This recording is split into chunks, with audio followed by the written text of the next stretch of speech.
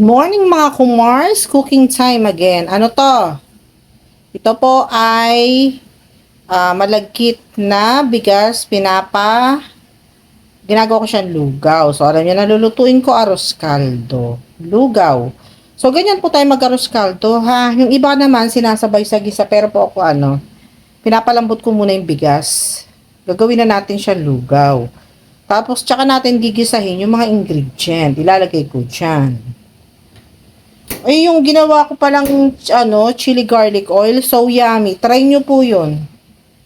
So yummy po. So yummy. Napakasarap po nung ating ginawang chili garlic oil. Nako, mas masarap pa doon sa kinakainan kong fast food na alam niyo naman yung sikat na fast food. Hindi ko na sasabihin kasi mamaya sabihin advertisement pa. So magigisa muna tayo ng ingredient yan. Tsaka ko ilalagay. Yan. So, medyo mainit na tong ating kawali. Ayan. Magkatabi lang yan. Sabay na natin siya lulutuin para madali. Unahin muna natin luya.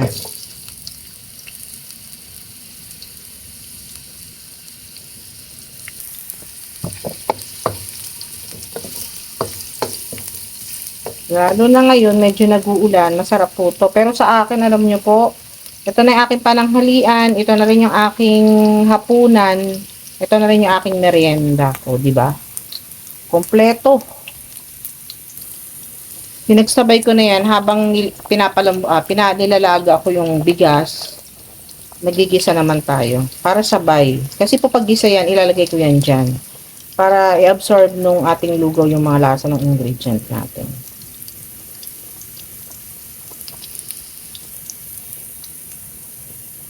Lagay naman natin yung ating sibuyas.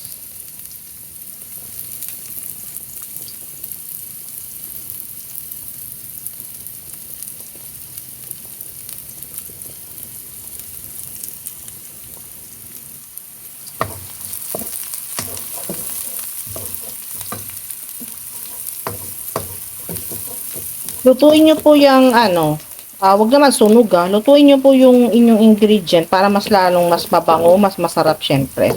Pag mabango yung niluluto, ibig sabihin masarap.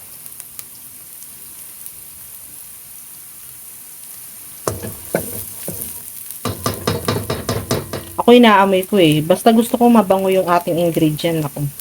Mas so yummy. So bawang. Alam nyo, mas maraming ingredient, mas masarap, syempre, of course. Kaso nga lang, malang bilihin. So, kailangan lang budget-budget.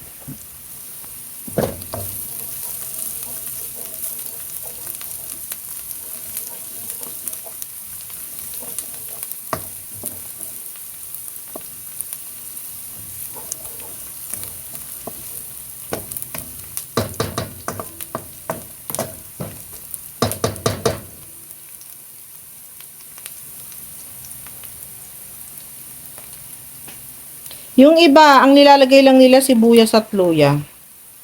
Pero ako gusto ko kasi para tanggal lansa. Yung manok, syempre. Kaya nilalagyan ko siya ng bawang. Minsan, hindi rin ako naglalagay. Pero gusto ko today eh. Gusto ko today. Kaya naglagay tayo ng bawang.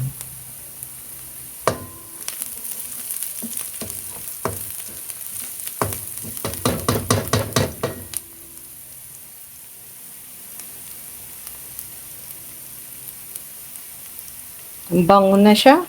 Bango. So, bango na siya, mga kumar. So, bango.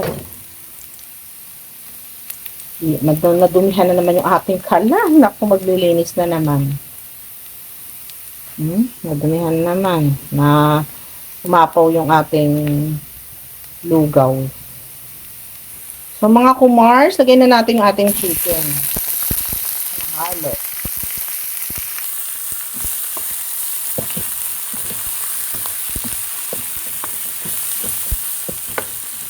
Isa muna natin yung ating chicken. Tapos isasalin lang natin din yung sa nilugaw na nilugaw natin na bigas. Na malagkit yan ha. Pero pwede naman kahit hindi malagkit. Kung wala naman kayong available na malagkit, okay lang. Pwede naman po yan. Lulugawin lang din naman po yan eh. Okay lang po yun. So, bango na ah.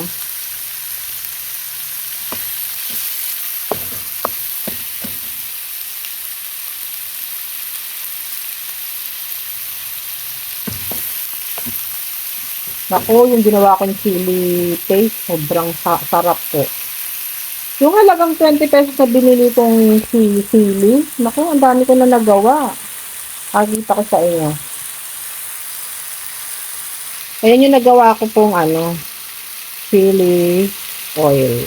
So, yummy yan. Kunikman natin yung ating ginawang chili. So, yummy.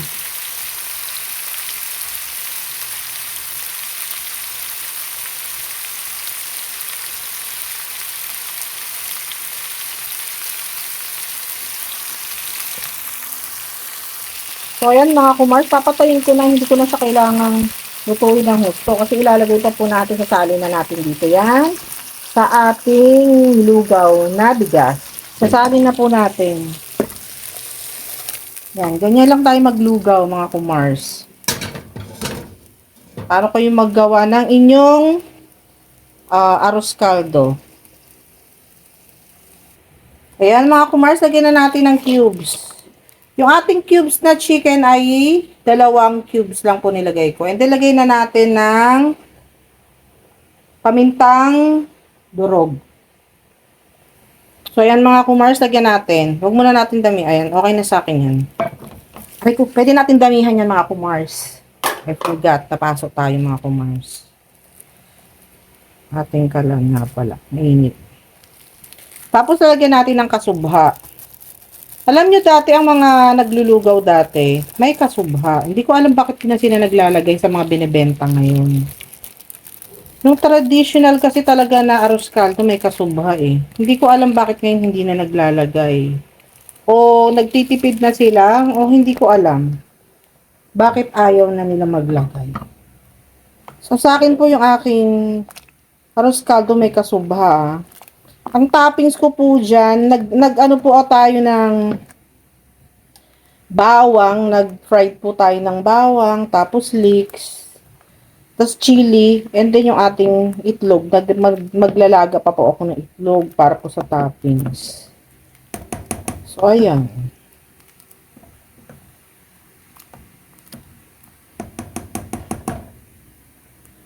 Alam niyo yung aking kalam na to, pag uminit yung mga grill niyan, yung mga bakal, mainit po siya lahat. Kaya ako'y napasok. So mga kumars, add tayo ng patis. Konti lang ha. Tikman nyo muna kasi mas maigi na yung matabang kaysa maalat. Okay mga kumars. Tapos meron tayong kalamansi. So yummy. Yan. Antayin ko na lang po yan lumapot. So ayan, tignan nyo na. Malapot na. Pero kung gusto nyo po yung pinaka lugaw niya, yung kanin, malugaw talaga ng gusto. At saka, gusto ko po yan, lutong-luto, para yung manok, i-absorb niya yung ating kanin, yung lugaw, mas malasa yung sabaw. So, ayan. Ganyan lang po yung ating paglulugaw. Kung gusto nyo may topping sa chicharon, pwede po. Mas gusto ko ngayon ganun, nilalagyan ko pa ang chicharon yun sa toppings. Pero, ihiwalay nyo yun, huwag nyo isama sa lugaw nyo. Diba? Pwede na natin itong tikman. So, ayan mga kumars, titikman ko na kung anong kalasahan. Tabang pa. Dadagdagan pa natin ng chicken cubes. Mag-a-add pa ako ng chicken cubes. Isang piraso pa. Tsaka patis. Add lang po ako ng konting patis. And then, yan. Tapos, isang chicken cubes. So, chicken cubes. Mga kumars, ayan. Luto na yung ating lugaw, arroz caldo. Mga kumars with kasubha, mga kumars. Ayan. So, yummy na yung ating arroz caldo, mga kumars. Ayan lang. That's it for today's video. Mga kumars, pa-like, share, and subscribe. Tapos, i-share nyo naman sa lahat ng kumalat yung ating YouTube channel. Ayan lang. Bye!